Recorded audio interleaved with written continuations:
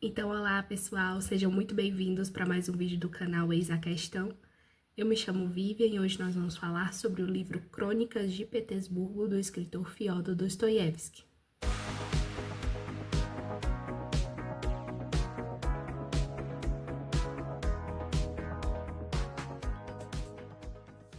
Então, pessoal, esse é mais um vídeo da nossa série aqui do canal, lendo toda a obra do Fyodor Dostoiévski. Este aqui é o terceiro livro. Nós já lemos o livro Gente Pobre e o livro O Duplo. Quem quiser conferir, eu vou deixar o link da playlist na descrição. E esse aqui, ele vai ser a terceira obra publicada de Dostoiévski. Por que eu coloquei entre aspas? Porque Dostoiévski, ele nunca escreveu um livro intitulado Crônicas de Petersburgo. Na verdade, esse livro aqui, ele é uma coletânea de 5 folhetins publicados pelo autor no jornal Notícias de Petersburgo. Então, foi reunido esses 5 artigos, 5 folhetins, junto com o anúncio de um almanaque, que a gente vai ver melhor, o Trocista, que foi também escrito por Dostoiévski, foi reunido e colocado aqui nesse livro. Então, para a gente entender um pouco do contexto de como esses folhetins foram publicados, quando, eu queria fazer como se fosse uma espécie de linha do tempo com vocês. A gente vai para o início da vida literária de Dostoiévski. Assim que ele começa a vida adulta, ele já começa a ser uma espécie ali de jornalista. Ele já escrevia resenhas, ensaios, reportagens para os jornais. Era o meio de vida dele, o meio profissional. Apesar de ele dizer que nunca iria, em algumas cartas trocadas com o irmão, a gente vê que ele não gostava de ter que trabalhar, ter um emprego ali que forçasse ele a produzir algo. Ele disse que não queria produzir sob encomenda, né? A gente vai ver que durante a vida dele vai ser necessário para que ele se sustente, né? Por questão mesmo financeira, para ele produzir ali artigos, obras literárias encomendadas. E bom, durante esse período aí que ele estava trabalhando como jornalista, em 1845, mais especificamente, ele acaba entrando num círculo literário muito importante ali para a Rússia na época. E esse círculo literário era justamente o círculo de Belinsky. Como a gente conversou nos outros vídeos, tanto Gente Pobre como o Duplo, o Belinsky, ele era uma figura muito importante para a Rússia naquela época, porque ele era o principal crítico literário daquela época. E o Dostoiévski acaba se tornando conhecido do Belinsky porque um amigo de Belinsky acaba lendo e amando os manuscritos de Dostoiévski do livro Gente Pobre. Então, como a gente conversou no primeiro vídeo, Dostoiévski leva os manuscritos de Gente Pobre, o nome dele é Nekrassov, e esse Nekrassov, ele vai amar, vai ler ali aqueles manuscritos numa noite e vai apresentar para Belinsky. Por sua vez, também vai amar aqueles manuscritos. E por quê? Porque, como a gente viu nos outros vídeos, eles eram ali adeptos da escola natural, realista, naturalista. E Dostoiévski, ele escreveu o livro Gente Pobre naqueles moldes. Então, ele acaba adentrando naquele círculo literário, né? E então, assim que ele adentra nesse círculo literário, ele é convidado por Nekrassov para escrever o Trocista. O Trocista, ele seria ali um almanaque, né? Almanaque geralmente anual, que eles publicariam em Petersburgo. E em 1845, mais especificamente em novembro de 1845, Dostoiévski publica o anúncio desse almanaque, o Trocista. E aí também ele já vai se tornar bastante conhecido, né? Porque as pessoas veem ali o talento literário dele logo naquele anúncio de O Trocista. A ideia é que Dostoiévski fala nesse anúncio, que está aqui nessa compilação, é que o trocista, ele seria alguém que iria ali falar a verdade, ter apego à verdade, ser ali um balaústre da verdade. Então, ele também no anúncio demonstra que esse almanaque, o trocista, vai ser irônico, vai ter muito ali um humor ácido, né? Então, o que é interpretado pelas pessoas, pelo governo com aquele anúncio é que o trocista ele vai ser um almanaque denunciativo e irônico. Então, ele acaba sendo proibido pela censura e acaba não indo para frente, né? Porém, algumas coisas que eles tinham escrito entram em outro almanaque, outro jornal posteriormente, mas o trocista ele não vai ir para frente porque a censura vai proibir. Porém, esse anúncio já serviu para Dostoiévski se tornar um pouco conhecido ali pelas pessoas que leram o anúncio, né, ali pela população. Porém, o boom mesmo vai ser em 1846, em janeiro de 1846, que ele vai publicar Gente Pobre. E Gente Pobre, como a gente conversou no primeiro vídeo, foi um sucesso total.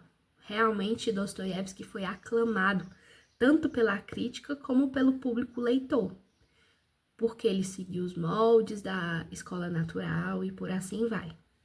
Porém, em fevereiro de 1846, ele vai publicar o seu segundo livro, que é O Duplo. Então, quando ele estava preparando ali os escritos do Almanaque O Trocista, ele estava escrevendo o livro O Duplo, né? Lembrando que ele adentrou no círculo de Bilinski por conta dos manuscritos de Gente Pobre, mas ele só vai publicar realmente para o público em comum, para todos, em 1846, né, em janeiro. Só que aí 2 semanas depois, em fevereiro, ele já publicou o Duplo. E o Duplo ele vai ser totalmente o contrário do livro de Gente Pobre. O Duplo ele vai ser um fracasso na carreira de Dostoiévski, não vai ser entendido pela crítica, então realmente vai ser algo que Dostoiévski não esperava, né, por assim dizer, porque ele tinha tido um grande sucesso. Mas por que isso, né? Porque ele não seguiu no livro O Duplo os moldes da escola literária, a escola natural, do realismo, né? Ele segue ali no Duplo uma linha mais de análise psicológica, doenças mentais, psíquicas. Então, não é algo voltado para a denúncia social, como era pregado pela escola natural. E por conta disso, ele acaba se afastando daquele círculo literário de Bilinski, e ele vai passar aí o ano de 1847 basicamente sem aparecer no meio literário, sem escrever obras, sem publicar obras, e ele vai estar aí numa crise financeira gigante. Então, ele precisa se sustentar. E então, ele começa a escrever alguns artigos para ser publicado no jornal Notícias de São Petersburgo. Até que, depois de um tempo, ele acaba recebendo a proposta desse jornal de escrever para a seção dominical deles, que será intitulada Crônica de Petersburgo. Não só ele, como outros autores, né, iriam ali escrever para essa seção do jornal. Dentro desses vários artigos, dessas crônicas, folhetins que foram publicados no jornal Notícias de São Petersburgo, nós temos 5 sendo atribuídos a Dostoiévski. Porém, um deles, que foi publicado no dia 13 de abril de 1847, que é o primeiro folhetim que a gente encontra aqui no livro, ele foi publicado sendo assinado por N.N, que seria ali autores variados, seria ali uma autoria coletiva, né? Escritores anônimos.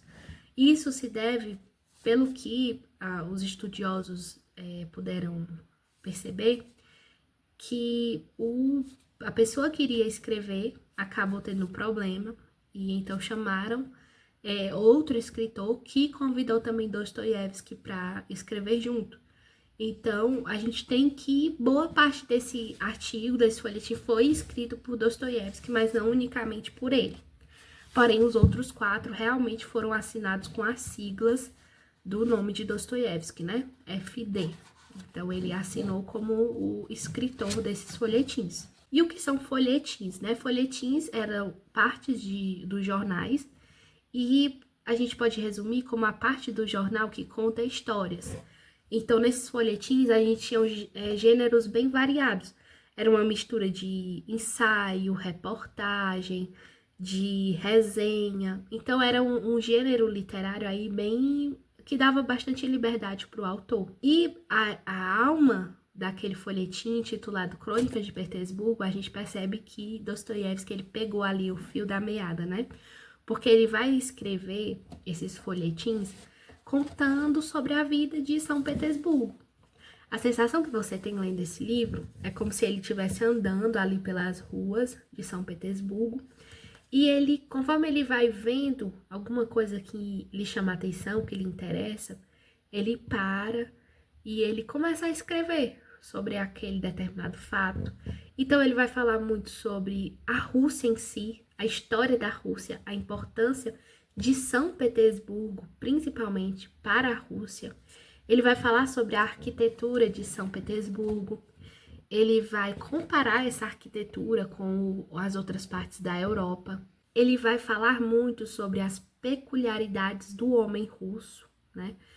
E do homem de São Petersburgo. Então, ele vai falar muito sobre essas características especiais, peculiares, dessas pessoas que viviam ali em São Petersburgo, que a gente sabe que é algo que é basicamente nos principais romances de Dostoiévski vai ser uma coisa muito importante. Realmente ele foi alguém que se preocupou em analisar as pessoas, em analisar as peculiaridades dessas pessoas que viviam ali no local em que ele estava. Então, por exemplo, no primeiro artigo, no primeiro folhetim que a gente vê aqui no livro, que foi publicado em 13 de abril de 1847, ele vai começar falando sobre a questão do inverno versus verão, de como que funcionava essa dinâmica aí em São Petersburgo, das pessoas trabalharem no inverno, descansarem no verão. Ele vai falar sobre as diferenças de costumes ali de São Petersburgo. Ele também fala sobre os concertos de óperas que aconteciam ali e como as pessoas ficavam entediadas, bocejando. Ele fala sobre os bailes de máscara. Então, a gente percebe que é ele tratando ali de uma forma até poética, eu achei uma forma até poética, um pouco filosófica, sobre o local ali em que ele vive. É ele observando as especificidades, observando os detalhes de São Petersburgo. Então, a gente vê até aqui, como é colocado pela Fátima Bianchi, que foi a tradutora e que escreveu o prefácio desse livro aqui, que Petersburgo ela é como se fosse a personagem principal desse livro aqui. Então, a gente vai, do começo ao fim, ler sobre São Petersburgo. Sobre as minhas impressões, esse daqui não é um livro essencial, não é um livro que você fala, oh, nossa, que incrível. Mas para quem gosta de Dostoiévski, quem tá aí nessa saga de querer ler toda a obra, é um livro bastante interessante. Aqui você já começa a ver que existem aí pontos que vão chamar a atenção do autor, que já chamava a atenção do autor, e que ele ainda talvez não tinha as ferramentas, a experiência suficiente nessa época para escrever sobre elas. E ele só vai ter essas ferramentas e essa experiência bastante tempo depois, em que ele vai realmente escrever os seus grandes romances. E esses temas que ele inicia aqui vão ser melhor tratados, vão ter ali uma sensibilidade, um aprofundamento bem maior do que o que ele coloca aqui nesse livro. Então, acredito que vale a pena para você que gosta do autor, que quer aí acompanhar a vida dele, essa história dos escritos, das publicações, entender mais sobre a própria biografia, porque eu pretendo ler a biografia do Joseph Frank, que foi o que publicou de Dostoiévski, mas só acompanhando essa cronologia das obras, eu já consegui entender bastante de como foi a vida de Dostoiévski, pelo menos ali um esboço, mais ou menos do que está acontecendo a cada obra que ele publica. Então, recomendo, caso você tenha interesse, recomendo sim a leitura. Então é isso, pessoal. Eu espero que vocês tenham gostado desse vídeo. Não esqueçam de acompanhar a playlist que eu vou colocar na descrição do vídeo. E um abraço, tchau, tchau. Até o próximo vídeo.